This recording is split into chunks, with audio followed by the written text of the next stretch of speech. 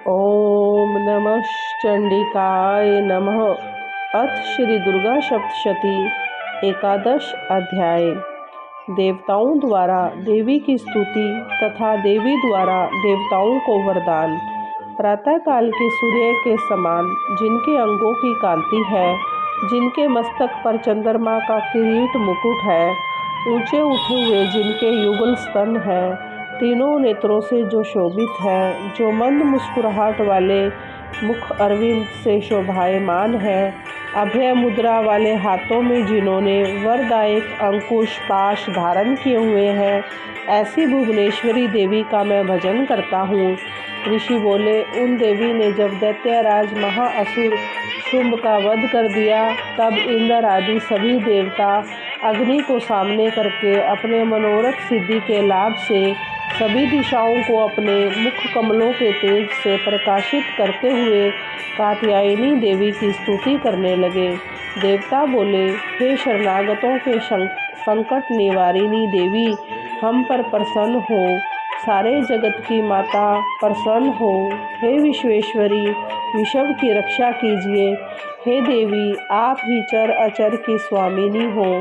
आप ही एकमात्र जगत का आधार हो, पृथ्वी स्वरूप में विराज रही हो।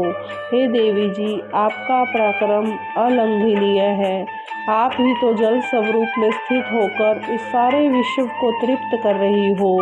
अनंत पराक्रम वाली आप ही वैष्णवी शक्ति हो। विश्व भर की परम बीज माया भी आप ही हो। हे देवी, आपने इस सारे जगत को मोहित कर रखा है। पृथ्वी पर आपकी प्रसन्नता से ही मुक्ति का लाभ होता है। हे देवी जी, सभी विद्याएं आपका भेद है। जगत भर की स्त्रियां आपकी ही मूर्तियां हैं। हे जगदम्बे, आप अकेली ही इस सारे जगत में व्याप्त हैं। आपकी स्तुति क्या हो सकती है? आप तो स्तुति से परे एवं परावानी हो, जबकि आप सबकी आधार एवं स्वर्ग मुक्ति देने वाली हो। इसी से आपकी स्तुति हो गई। आपकी स्तुति के लिए अन्य कौन सी उत्तम युक्तियाँ हो सकती है?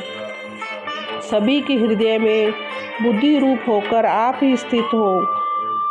हे देवी, स्वर्ग एवं मोक्ष देने वाली नारायणी, आपको नमस्कार हो। कला काष्ठा आदि से अवस्थाओं को कर्म से बदल देने वाली, विश्व के संहार में शक्ति रूप हे नारायणी देवी, आपको नमस्कार है। हे देवी, आप सभी मंगलों को देने वाली मंगला हो। सभी अर्थों को सिद्ध करने वाली शिवा हो। शरणागत रक्षक हो। तीन नेत्रों वाली हो। हे गौरी नारायणी, आपको नमस्कार है। आप ही सृष्टि स्थिति एवं संहार करने में सनातन शक्ति स्वरूपा हो। आप गुणमयी एवं गुणों का आधार हो। हे नारायणी देवी, आपको नमस्कार है। शरण में आए हुए दीन दुखियों की रक्षा में सबके संकट निवारण करने वाली हे नारायणी देवी, आपको नमस्कार है। हंसों से जुते हुए विमान पर विराजमान ब्रह्मा जी के रूप को धारण करने वाली, कुश मिश्रित जल छिड़कने वाली हे नारायणी देवी, आपको नमस्कार है।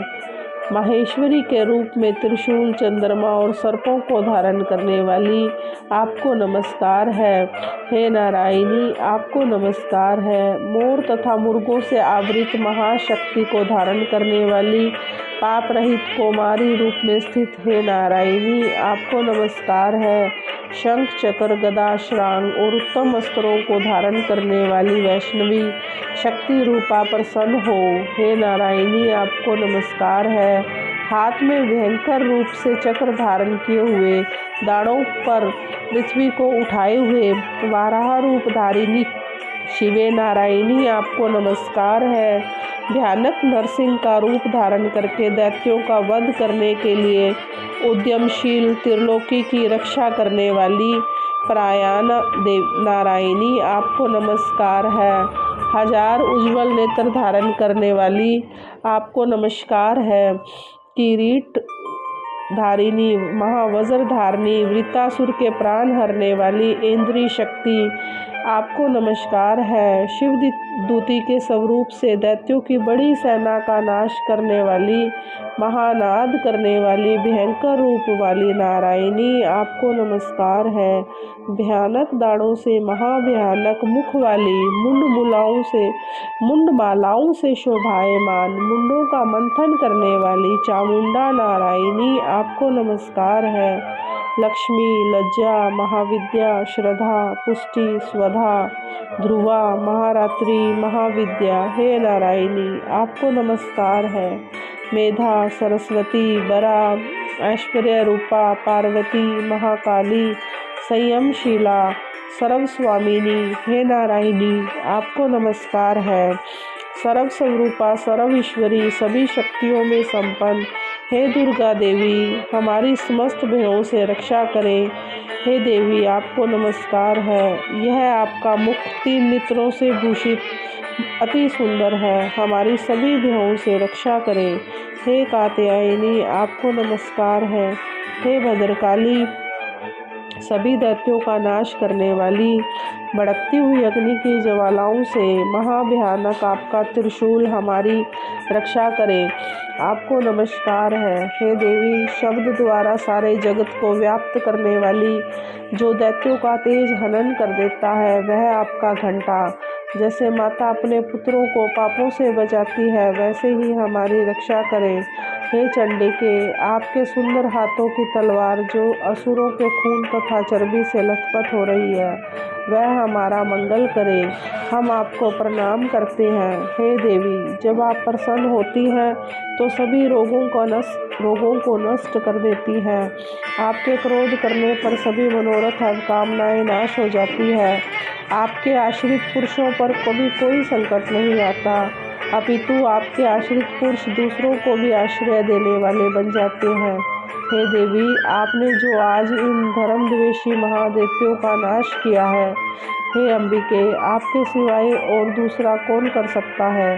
विद्याओं में, विचारों के दीपक रूप शास्त्रों में, वेद वाक्यों में आपके सिवाय और किसका वर्णन आता है, और न आपके सिवाय कोई दूसरी शक्ति है जो इस विश्व को अज्ञान रूप भयानक अंधकार से पूर्ण ममता रूपी गड्ढे में भटका रही है।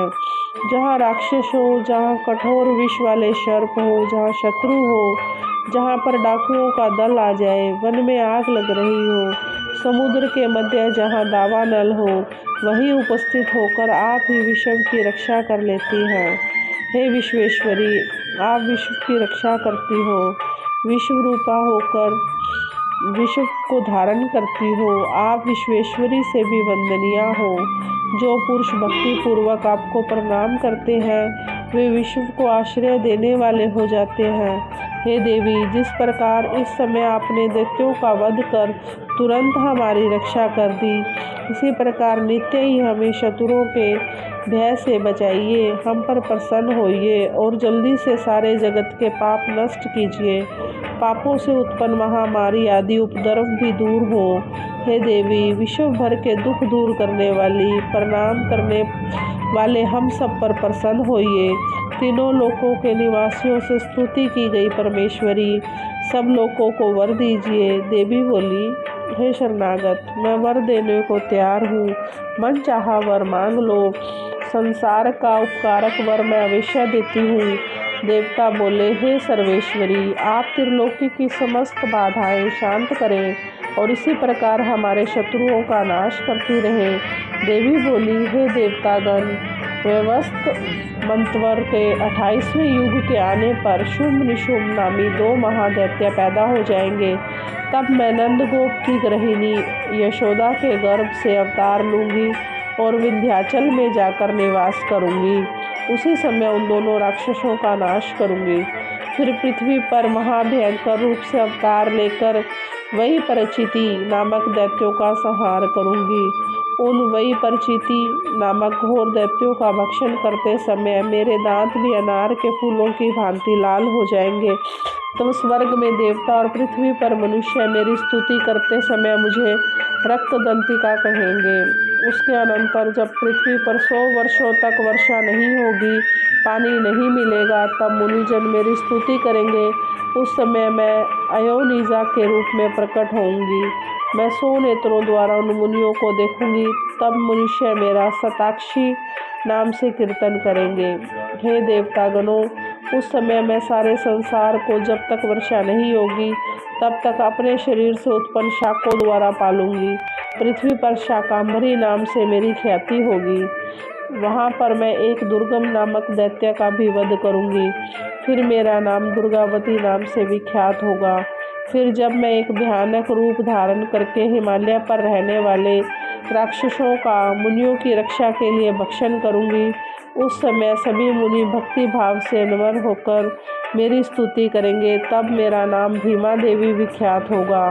फिर जब अरुण नामक दैत्य त्रिलोकी में भय और बाधाएं उपस्थित कर देगा, तब मैं त्रिलोकी की रक्षा के लिए 6 पंजों वाले असंख्य भ्रमरों का रूप धारण करके उस महाअसुर का वध करूंगी। उस समय मुझे भ्रामरी कहकर पुकारा जाएगा और लोग मेरी स्तुति करेंगे। इसी प्रकार जब जब भी लोकों में दैत्यों द्वारा बाधाएं उपस्थित होंगी, तब तब मैं अवतार लेकर शत्रुओं का नाश करूंगी। इस प्रकार श्री दुर्गा सप्तशती का 11वां अध्याय पूरा हुआ। जय देवी, जय दुर्गा मैया, जय जगदम्बा।